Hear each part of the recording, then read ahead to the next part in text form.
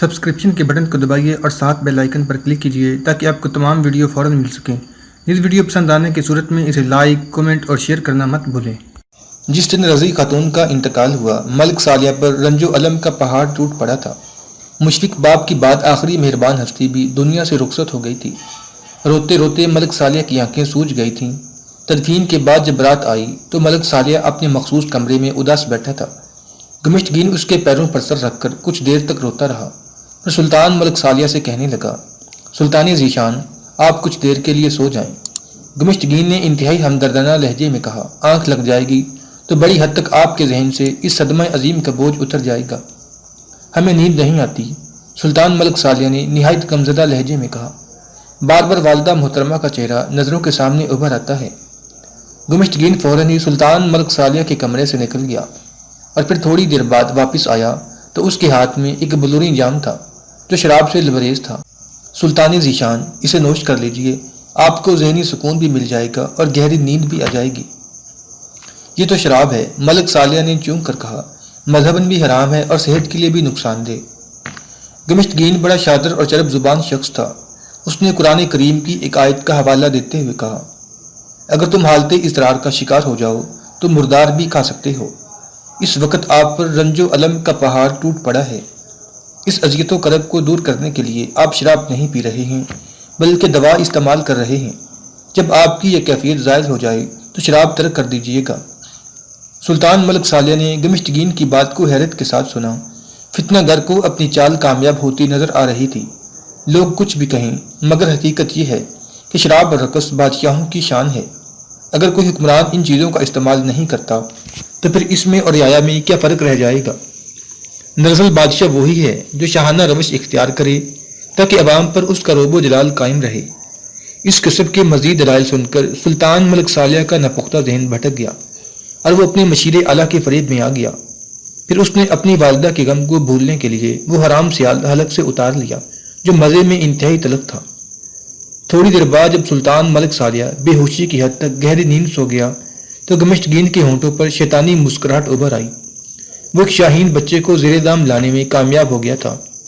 دوسرے دن بھی سلطان ملک سالیہ نے شراب کو دوا سمجھ کر استعمال کیا اور پھر وہ ایک ہفتے میں الخبائث شراب کا عادی ہو گیا۔ اس کے بعد گمشتگین نے نئی چال چلی۔ اللہ مادر ملکہ کی مغفرت کرے، انسان سے انجانے میں غلطیاں ہو ہی جاتی ہیں۔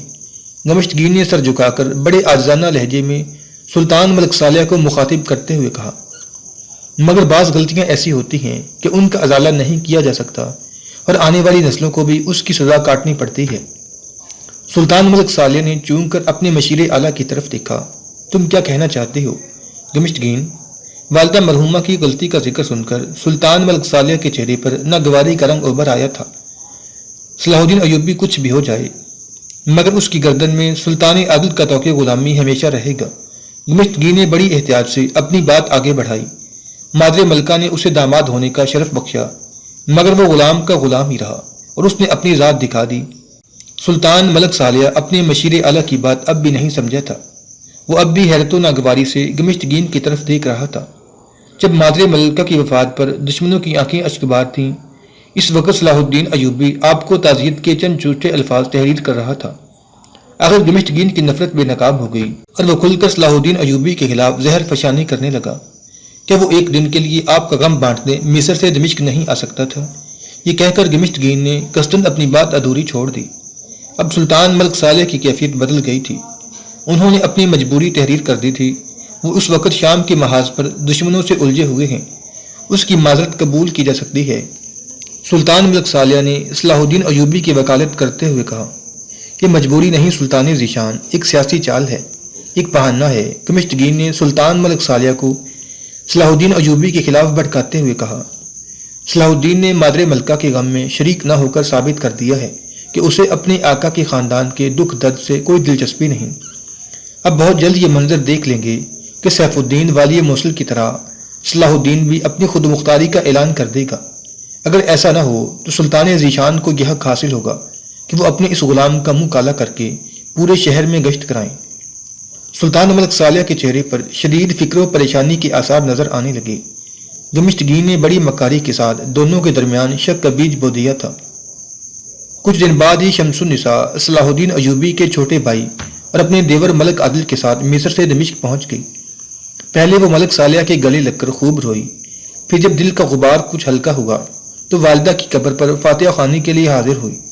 شمس النساء کے اچانک دمشق پہنچ جانے سے مشیر اعلیٰ گمشتگین بہت زیادہ پریشان نظر آ رہا تھا۔ وہ اچھی طرح جانتا تھا کہ شمس النساء بہت لائق فائق اور زیرک خاتون ہے جو سیاسی امور پر گہری نظر رکھتی ہے۔ گمشتگین کو خدشہ تھا کہ کہیں شمس النساء زیادہ دنوں تک دمشق میں قیام نہ کرے اور پھر اس کے بوئے ہوئے بیج پھوٹنے سے پہلے ہی خاک میں مل کر چورا نہ ہو جائیں۔ پھر اسی رات جب شمس النساء چھوٹے بھائی سے تنہائی میں ملنے کے لیے ملک صالح کے کمرے کے قریب پہنچی تو دروازے پر ایک مسلح محافظ موجود تھا۔ جیسے ہی شمس النساء اندر داخل ہونے کے لیے آگے بڑھی، محافظ نے اسے ٹوکتے ہوئے کہا، اس وقت سلطان آرام کر رہے ہیں، حکم ہے کہ کوئی شخص بھی ان کے سکون میں خلل انداز نہ ہو۔ مسلح محافظ گمشتگین کا آدمی تھا، اس لیے وہ نہیں جانتا تھا کہ اس سے مخاطب ہونے والی نقابپوش خاتون کون ہے۔ محافظ کا طرز گفتگو دیکھ کر شمس النساء کے ماتھے پر بل پڑ گئے اور اس نے انتہائی سخت لہجے میں کہا، تم مجھے جانتے ہو کہ میں کون ہوں؟ اب کوئی بھی ہیں مگر سلطان معظم کا یہی حکم ہے کہ اس وقت ان کے کمرے میں کوئی نہیں جا سکتا۔ مسلح محافظ نے اپنی ذمہ داری اور فرض نبھاتے ہوئے اونچی آواز میں کہا۔ وہ نقابپوش خاتون کو قصر خلافت کی کوئی کنیر سمجھ رہا تھا۔ محافظ کے تحقیر آمیز لہجے نے شمس النساء کو سخت برہم کر دیا تھا۔ اس نے تیزی کے ساتھ اپنے چہرے سے نقاب ہٹا دیا اور انتہائی غضبناک لہجے میں محافظ سے مخاطب ہوئی، میں تیرے سلطان معظم کی بڑی ہمشیرہ ہوں، کہ اب بھی تو مجھے اندر جانے سے روکنے کی طاقت رکھتا ہے؟ مسلح محافظ شدت خوف سے لرزنے لگا۔ شمس النساء تیزی سے آگے بڑھی اور سلطان ملک صالح کے کمرے میں داخل ہو گئی۔ پھر جو کچھ اس کی آنکھوں نے دیکھا وہ ناقابل بیان تھا۔ سلطان ملک صالح اپنے ریشمی بستر پر بیٹھا تھا اور اس کے ہاتھ میں شراب سے لبریز جام تھا۔ مشیر اعلیٰ گمشتگین کسی غلام کی طرح بستر کے نیچے فرش پر بیٹھا تھا۔ چھوٹے بھائی کو شراب پیتے دیکھ کر شمس النساء کو کچھ دیر کے لیے سکتہ سا ہو گیا۔ گمشتگین بدحواسی کے عالم میں فرش سے اٹھ کھڑا ہوگا اور اس نے ادب کا مظاہرہ کرنے کے لیے دونوں ہاتھ باندھ لیے۔ سلطان ملک صالح نے بڑی بہن کو دیکھ کر کسی قسم کی گھبراہٹ یا پریشانی کا مظاہرہ نہیں کیا۔ دمشق کے نوعمر حکمران نے شمس النساء کے سامنے شراب کے پیالے کو منہ تو نہیں لگایا مگر کسی قدر ناگوار لہجے میں کہا، آپ کو اس وقت یہاں نہیں آنا چاہیے تھا۔ شمس النساء نے بڑی حسرت زدہ نظروں سے چھوٹے بھائی کی طرف دیکھا اور انتہائی غمزدہ لہجے میں کہا، واقعی مجھے یہاں نہیں آنا چاہیے تھا۔ یہ کہہ کر شمس النساء نے گمشتگین کی طرف دیکھا جو مجرموں کی طرح سر جھکائے کھڑا تھا۔ گمشتگین تو وقت کے آئینے میں اپنا چہرہ دیکھ شمس النساء کی آنکھوں میں دنیا بھر کی نفرت سمٹ آئی تھی اور زبان سے ادا ہونے والے ایک ایک لفظ سے طنز کا زہر ٹپک رہا تھا۔ تو نے سلطان عادل کے نمک کا حق خوب ادا کیا، خوب ادا کیا۔ اتنا کہہ کر شمس النساء تیزی کے ساتھ کمرے سے نکل گئی۔ اس کے جاتے ہی نمک حرام گمشتگین نے سلطان ملک صالح کے سامنے دونوں ہاتھ جوڑ دیے اور بڑی مکاری کے ساتھ اپنے جسم پر مصنوعی لرزہ طاری کرتے ہوئے کہا، خداوند نعمت، میں تو آپ کے رحم و کرم ہی کے سہارے زندہ ہوں اور اسی عنایت خاص کے ذریعے دمشق میں پہچانا جاتا ہوں۔ آپ نے شہزادی صاحبہ کے تیور دیکھ لیے، بندہ نواز مجھے بتائیے کہ اب میں کیسے زندہ رہوں گا اور میرا ٹھکانہ کہاں ہوگا؟ آج تو گمشتگین نے خوشامد کی انتہا کر دی تھی اور اس نے الفاظ کے پیچ و خم کے ساتھ سلطان ملک صالح کو خدا کہہ کر پکارا تھا۔ سلطان ملک صالح نے اطمینان کے ساتھ شراب کا ایک گھونٹ لیا اور بے نیازانہ لہجے میں بولا، وہ میری بڑی بہن ہے، اس لیے ان کا احترام مجھ پر لازم ہے، مگر جہاں تک امور مملکت کا تعلق ہے تو اس میں کوئی مداخلت نہیں کر سکتا۔ میں اس ملک کا مطلق العنان حکمران ہوں۔ یہ کہتے کہتے سلطان ملک صالح کے چہرے سے غرور شاہی جھلکنے لگا تھا۔ والی دمشق و شام کی بات سن کر گمشتگین نے سکون کا سانس لیا۔ اس کا منصوبہ تکمیل تک پہنچ گیا تھا۔ نہ عمر سلطان اتنی جلدی اپنے راستے سے بھٹک جائے گا، گمشتگین نے سوچا بھی نہیں تھا۔ اپنی پہلی کامیابی کے بعد غدار ملت دوسرے منصوبے پر غور کرنے لگا جو بہت زیادہ خطرناک تھا۔ اس واقعے کے بعد شمس النساء اذیت و کرب کی شدت سے رات بھر نہ سو سکی۔ پھر وہ اذان فجر کے ساتھ ہی بستر سے اٹھ کھڑی ہوئی، وضو کیا اور نماز پڑھنے لگی۔ پھر اس نے طویل سجدہ کیا اور اتنا روئی کہ مسلح اس کے آنسوؤں سے تر ہو گیا۔ شمس النساء کے رحم و گمان میں بھی نہیں تھا کہ ملک صالح اتنی جلدی تباہی کے راستے پر چل پڑے گا اور سلطان عادل کی عظیم الشان سلطنت اتنی تیزی کے ساتھ سیاسی طوفانوں کی زد میں آ جائے گی۔ اس سے پہلے کہ سلطان ملک صالح دربار جاتا، شمس النساء نے تنہائی میں اتمام حجت کے طور پر چھوٹے بھائی سے کھل کر گفتگو کی۔ تم اس نیک سیرت باپ کے بیٹے ہو جس کے کردار کے دشمن بھی قسمیں کھاتے ہیں۔ اس سے پہلے کہ شمس النساء اپنی بات مکمل کرتی، سلطان ملک صالح درمیان میں بول اٹھا۔ بابا محترم کا اپنا طریقہ کار تھا، یہ ضروری تو نہیں کہ میں بھی ان کی روش اختیار کروں۔ میں کامیاب حکمرانی کے لیے جو مناسب سمجھوں گا وہی کروں گا۔ سلطان ملک صالح کے اندر وہ نوجوان فرما روا بول رہا تھا جس کی ذہنی سطح بہت کم تھی اور جذبات سمندر کی لہروں کی طرح باغی و سرکش۔ چھوٹے بھائی کی یہ بے باکی دیکھ کر شمس النساء کو ایک اور صدمہ پہنچا، جسے برداشت کرنے کے لیے اسے اپنی پوری اعصابی طاقت استعمال کرنی پڑی۔ ملک صالح، تم جلد از جلد اپنے بدکار مشیروں سے نجات حاصل کر لو، ورنہ وقت تمہیں اتنی مہلت بھی نہیں دے گا کہ تم اپنے گناہوں کا کفارہ ادا کر سکو۔ بڑی بہن کی نصیحت سن کر ملک صالح مشتعل ہو گیا۔ عورتیں ناقص العقل ہوتی ہیں، میں یہ ہرگز پسند نہیں کروں گا کہ تم مجھے مشورے دے کر میرا ذہنی سکون برباد کرو۔ یہ کہہ کر ملک صالح کمرے سے نکل کر دربار کی طرف چلا گیا۔ شمس النساء کی آخری امید بھی دم توڑ چکی تھی، پھر اس نے چند دن سے زیادہ قصر خلافت میں رہنا گوارا نہیں کیا۔ شمس النساء تو اسی روز مصر واپس چلی جانا چاہتی تھی، مگر دوسرے عزیز داروں کے دکھانے کے لیے وہ ایک ہفتے دمشق میں ٹھہر گئی۔ ایک ہفتے تک وہ روزانہ اپنے والد اور والدہ کی قبر پر جاتی تھی اور آنسو بہا کر محل چلی جاتی تھی۔ اس دوران ملک صالح نے ایک بار بھی بڑی بہن سے اپنے توہین آمیز رویے پر معذرت نہیں کی۔ آخر رسم دنیا کی تکمیل کر کے شمس النساء اپنے دیور ملک عادل کے ساتھ مصر روانہ ہو گئی۔ رخصت کے وقت سلطان صالح کچھ دور شمس النساء کو چھوڑنے کے لیے آیا، مگر یہ محض دکھاوا اور دنیا داری تھی۔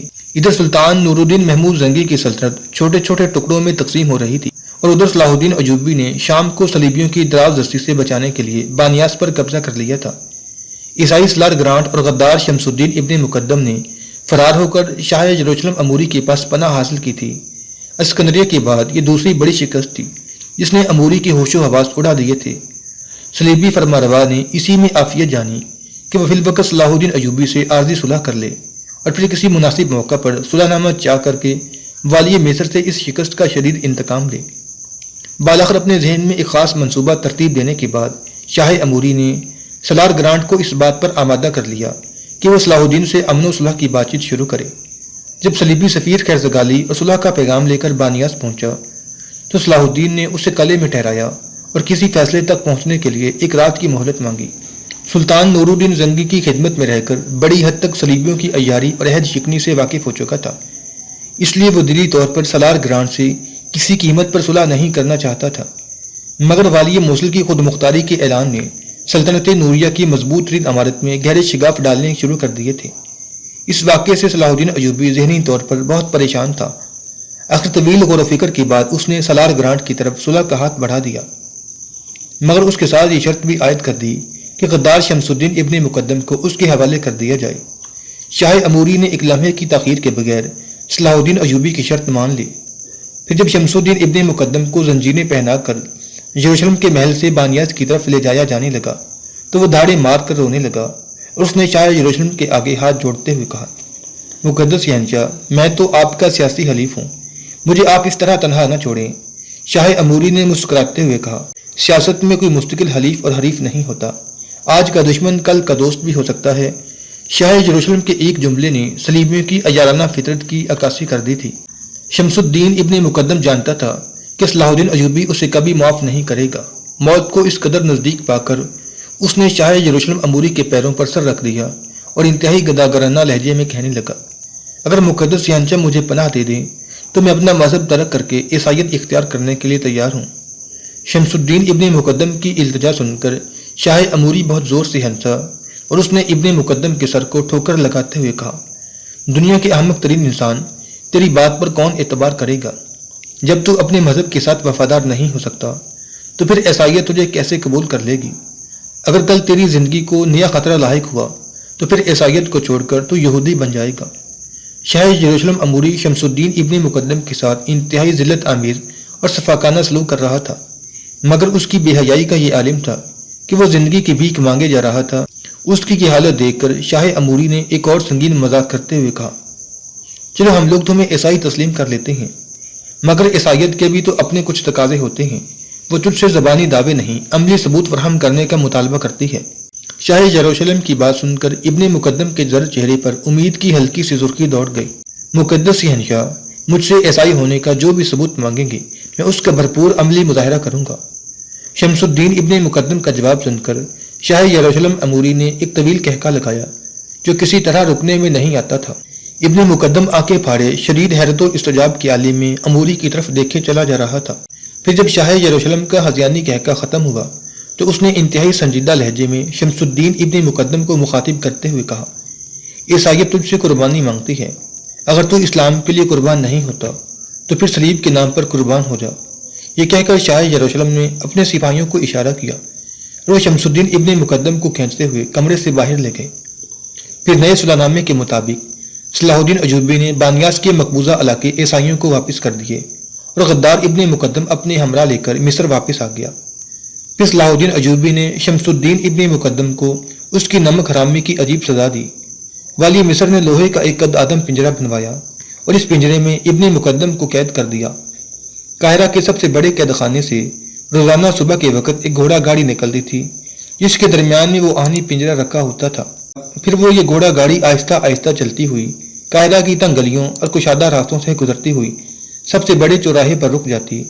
اس دوران قاہرہ کے بچے، جوان اور بوڑھے اپنے گھروں سے نکل آتے اور انہیں جس قدر ناشائستہ الفاظ یاد ہوتے وہ سب کے سب شمس الدین ابن مقدم کی شان میں استعمال کر ڈالتے۔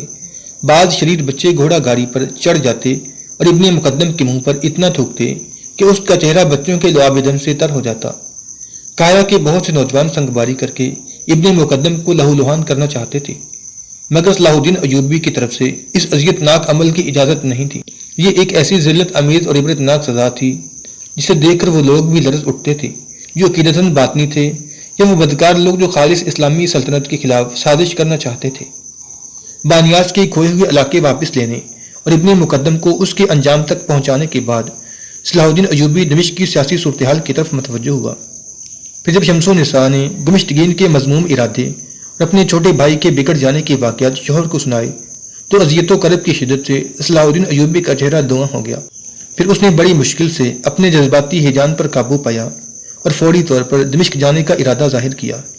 اس سفر سے آپ کو کچھ حاصل نہیں ہوگا، شمس النساء نے اداس لہجے میں کہا، مگر میں تو اس موقع پر سلطان کو تنہا نہیں چھوڑ سکتا۔ صلاح الدین ایوبی نے تیز لہجے میں کہا۔ اب اداسی کی جگہ اس کے چہرے سے نیا عزم اور جوش چلکنے لگا تھا۔ آپ کی محبت اور فرض شناسی اپنی جگہ، مگر صالح ہماری مداخلت کو پسند نہیں کرتا۔ شمس النساء کا لہجہ بدستور اداس تھا۔ جب وہ اپنی بڑی بہن کی زبان نہیں سمجھا تو پھر وہ کسی دوسرے کو کیا خاطر میں لائے گا۔ صلاح الدین ایوبی نے بہت دیر تک اپنی رفیقہ حیات کو قائل کرنے کی کوشش کی، مگر شمس النساء نے صاف صاف کہہ دیا، دمشق جانے میں آپ کی جان کو خطرہ لاحق ہے۔ بیوی کی بات سن کر صلاح الدین ایوبی مسکرانے لگا۔ مجاہد کی اپنی جان ہی کب ہوتی ہے، وہ تو اپنی سانسیں اللہ کے ہاتھ فروخت کر چکا ہوتا ہے۔ اب اس کی موت میدان جنگ میں واقع ہو یا بستر علالت پر، میرے لیے کوئی صلیبی علاقہ یا دمشق دونوں برابر ہیں، دونوں برابر نہیں ہو سکتے۔ شمس النساء نے مؤدبانہ لہجے میں شوہر کی پیش کردہ دلیل کو مسترد کرتے ہوئے کہا، صلیبی ہمارے کھلے دشمن ہیں، ہمیں ان سے ہر وقت بدترین سلوک کی توقع رکھنی چاہیے، مگر وہ دشمن جو بظاہر دوستی کی قبا پہنے ہوئے ہیں، دونوں میں بہت فرق ہے۔ بہرحال میں اس فضا میں آپ کو دمشق جانے نہیں دوں گی۔ بیوی کا اثرات اور سیاسی صورتحال کا تقاضا صلاح الدین ایوبی نے فی الحال دمشق جانے کا ارادہ ترک کر دیا، مگر وہ اپنی جگہ خاموش نہیں بیٹھا۔ اس نے فوری طور پر سلطان نور الدین محمود زنگی کے حقیقی بھتیجے والی موصل سیف الدین کے نام پر ایک پر اثر خط تحریر کیا۔ برادر محترم، شاید آپ کو اندازہ نہیں کہ میں سلطان عادل سے کتنی عقیدت رکھتا ہوں۔ آپ کا تو سلطان مرحوم و مغفور سے خون کا رشتہ ہے۔ میں تو اس گھوڑے کا بھی احترام کرتا ہوں جس پر کبھی میرے آقا سوار ہوئے تھے، یہ چند لمحوں کے لیے اس کی پشت پر اپنا دستے مبارک رکھا تھا۔ اس وضاحت کے بعد میری درخواست ہے کہ آپ سلطنت نوریہ کو تقسیم ہونے سے بچا لیں۔ میں اس حقیقت سے باخبر ہوں کہ سلطان عادل نے اپنی خوشی سے آپ کو موصل کی حکومت عطا کی تھی۔ آپ کی میراث ہے، بالفرض سلطنت موصل آپ کی جگیر نہ بھی ہوتی تو میں ہر حال میں اسے آپ ہی کا حق سمجھتا، کیونکہ یہ سلطان عادل کا فیصلہ تھا۔ خدا وہ وقت نہ لائے کہ کوئی دوسرا آپ کی میراث پر بری نظر ڈال لے۔ اگر ایسا ہوا تو میں اپنے سارے فوجی وسائل کے ساتھ موصل کا دفاع کروں گا۔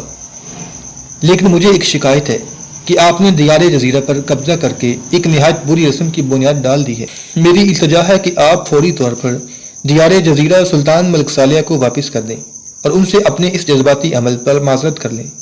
اس کے ساتھ ہی میں جناب والا کی خدمت میں ایک تجویز پیش کرتا ہوں کہ تمام اسلامی ریاستوں کے سربراہ سرکار دو عالم صلی اللہ علیہ وسلم کے روزہ اطہر پر حاضر ہوں اور قسم کھائیں کہ آپس میں متحد رہیں گے اور تمام اہل ایمان مل کر اسلام کے سب سے بڑے دشمن صلیبیوں کا مقابلہ کریں گے، یہاں تک کہ انہیں بیت المقدس سے نکال پھینکیں۔ اس کے ساتھ ہی صلاح الدین ایوبی نے دوسرا خط سلطان ملک صالح کے نام تحریر کیا۔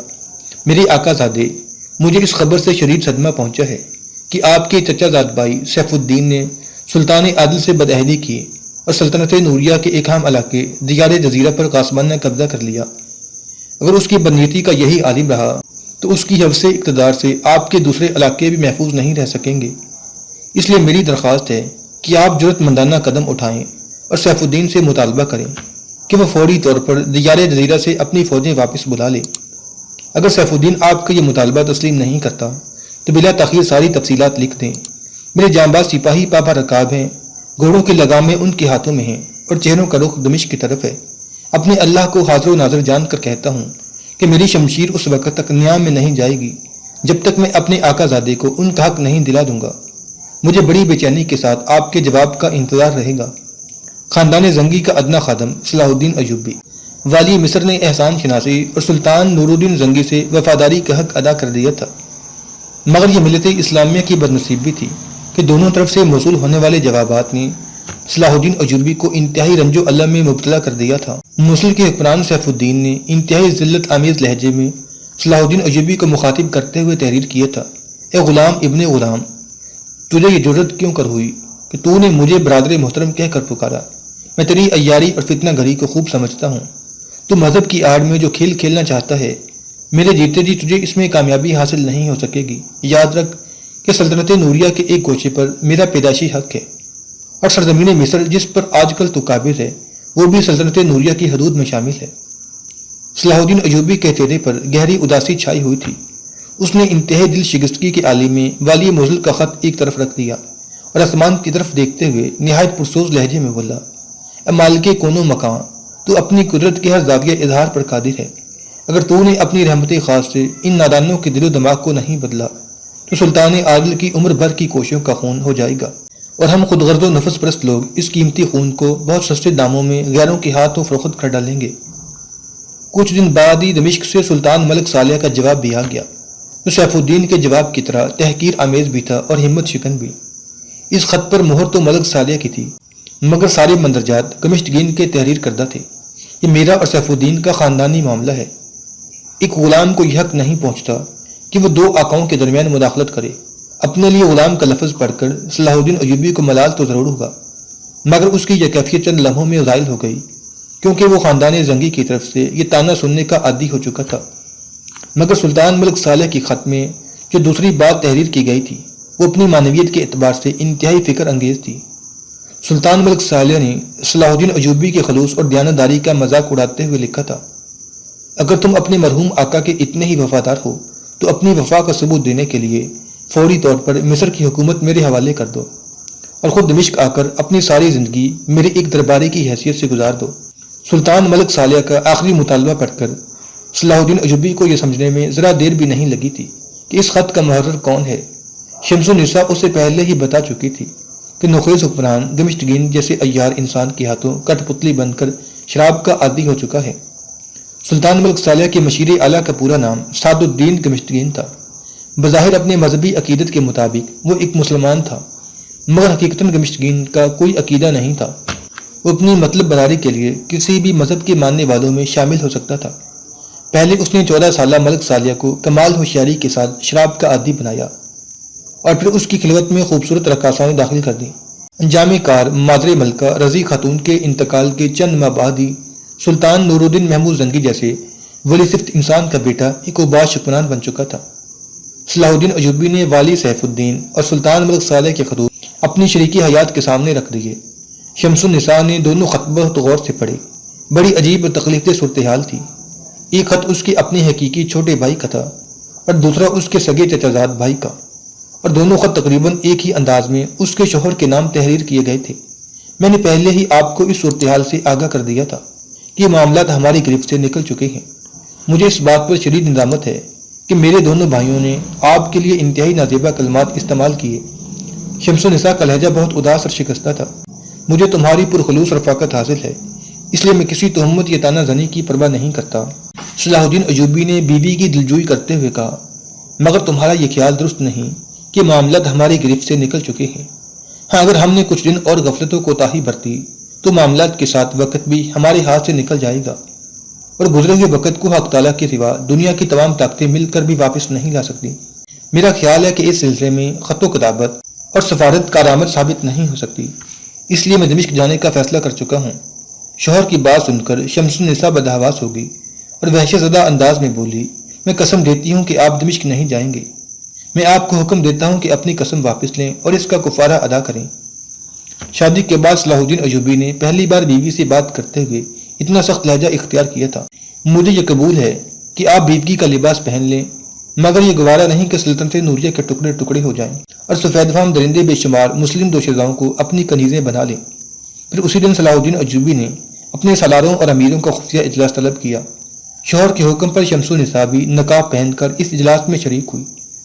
صلاح الدین ایوبی نے اپنے معتمد امراء کے سامنے صورتحال بیان کی اور حاضرین کو اپنے ارادے سے باخبر کرتے ہوئے کہا، اگر میں اس جنگ میں مارا جاؤں تو تم لوگ شہزادی شمس النساء کو اپنا امیر منتخب کر لینا اور فسادیوں سے یہاں تک جنگ کرنا کہ یا تو وہ لقمہ اجل بن جائیں یا تم خود پیوند خاک ہو جاؤ۔ پھر دوسرے دن صلاح الدین ایوبی امام شرف الدین کی خدمت میں حاضر ہوا اور پھر ان کی دعاؤں کے ساتھ میں 1000 منتخب شہ سوار اپنے ساتھ لے کر دمشق کی طرف روانہ ہوا۔ اس سفر میں صلاح الدین کا معتمد خاص امیر عزیز الدین بھی اس کے ہمراہ تھا۔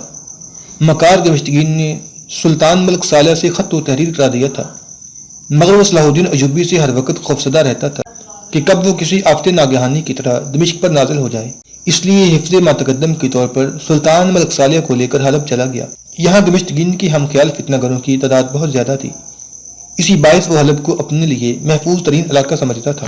صلاح الدین ایوبی برق رفتاری کے ساتھ آگے بڑھا اور دمشق پہنچ گیا۔ یہاں کے بیشتر باشندوں کے دل صلاح الدین ایوبی کے ساتھ تھے اور وہ اسے سلطان عادل کا حقیقی جانشین سمجھتے تھے۔ نتیجتاً قلعہ دار نے صلاح الدین ایوبی کا پرجوش استقبال کیا اور قلعے کا دروازہ کھول دیا۔ صلاح الدین ایوبی کے لیے یہ ایک مبارک علامت تھی کہ اس نے کسی مسلمان کے خون کا ایک قطرہ بہائے بغیر دمشق پر قبضہ کر لیا تھا۔ دمشق کا انتظام سنبھالتے ہی صلاح الدین ایوبی نے چھوٹے بھائی ملک عادل کو بھی اپنے پاس بلا لیا۔ اس کے ساتھ ہی اپنی بیوی شمس النساء کے نام ایک طویل خط بھی تحریر کیا۔ بفضل حق تعالیٰ میری مہم کا پہلا مرحلہ بہت سکون اور سلامتی کے ساتھ طے پا گیا۔ اہل دمشق نے پوری سچائی اور خوش دلی کے ساتھ میری آواز پر لبیک کہا۔ خدا کرے کہ باقی لوگ بھی میرے جذبات کی آواز سمجھ لیں اور سیاست کے سمندر میں کوئی طوفان بلاخیز اٹھنے سے پہلے ہی دم توڑ دے۔ میں اس وقت کے تصور سے ہی لرزاں رہتا ہوں کہ جب ایک محاذ جنگ پر دونوں طرف مسلمان صف آرا ہوں۔ بہرحال یہ میری خواہش اور دعا ہے، ورنہ آج سے پہلے بھی اہل ایمان کے درمیان بڑے خوفناک تصادم ہوئے ہیں، جس کے نتیجے میں ملت اسلامیہ کو شدید نقصان پہنچا ہے۔ اس لیے تمہیں بھی کسی غیر متوقع صورتحال کے لیے تیار رہنا چاہیے اور کبھی کبھی امام شرف الدین کی خدمت میں حاضر ہو کر میرے لیے دعاؤں کی درخواست کرتی رہا کرو۔